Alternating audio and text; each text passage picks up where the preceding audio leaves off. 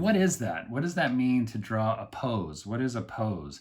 It's really just kind of one moment of time that you're capturing, whether it be an animation or a comic strip or an illustration, but that one moment where the character is standing, sitting, whatever it is, in a pose that says something about what they're doing.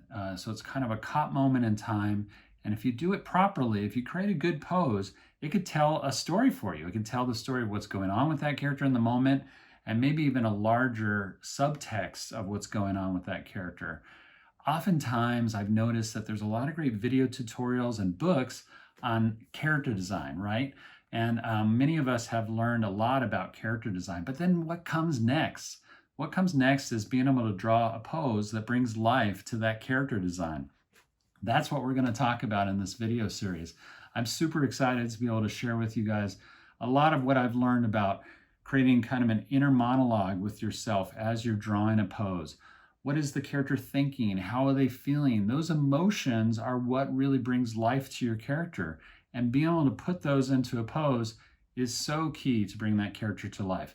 Whether it be for animation or video games, illustration, doesn't matter. This is all so necessary to learn. And it took me a long time myself. I used to ask myself all the time, what do I do with the character's hands? How do I create some life there? How do I make them feel relaxed or just listening? So I started really thinking about what is a character when they're inactive, when they're active? What are they doing? How are they standing?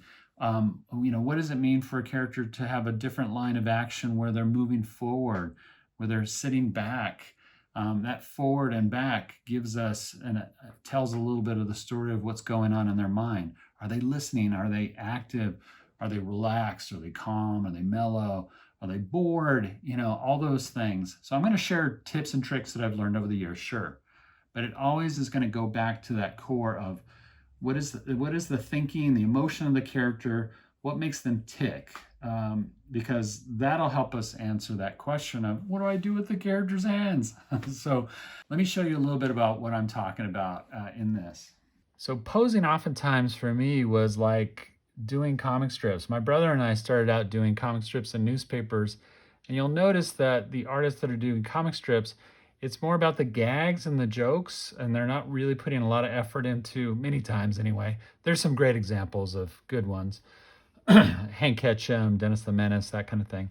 But for the most part, they tend to be stiff, lifeless. They could be, if you change this dialogue balloon where he says, Jeff, could you pass the butter? You could exchange this pose or change out the dialogue, and it wouldn't matter. He could be saying anything at any time.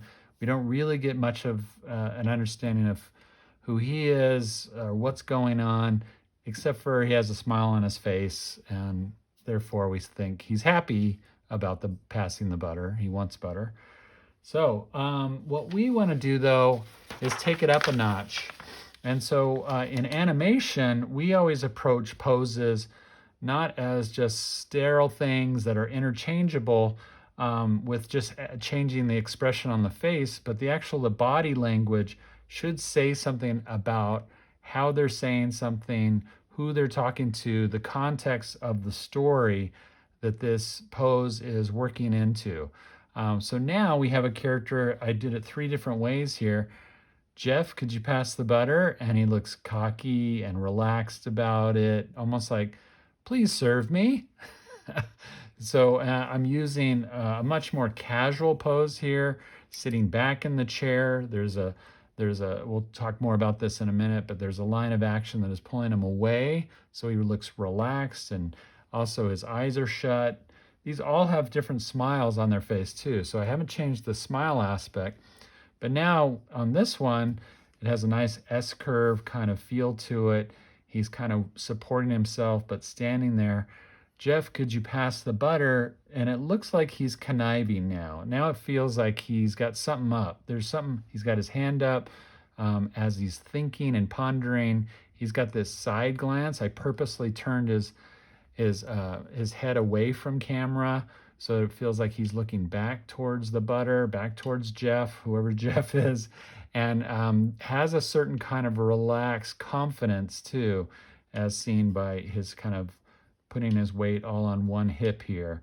There's also some tilts going on. We'll get into that. This one here too, I had fun with because now Jeff, Could You Pass the Butter has an all new psychotic feel to it because he's smiling, yes, but he is probably on his last grain. He's at his wit's end and he really wants that butter for some reason, or he's about to blow up. So there's a rigid feeling about his pose. He's got kind of more of an A-frame pose, as you can see here. He's also got a line of action that is angled forward in an aggressive way. And that aggressiveness could mean that in animation, he could go get that butter himself or take care of Jeff in some bigger way. So there's a line of action forward here, line of action forward here, line of action away here. 3 different approaches to the same line. Animation, it's all about storytelling. So we're always asking ourselves in our poses that we make, what is the character feeling? What is the character thinking? Is there a subtext? There's a lot of subtext in this pose, right?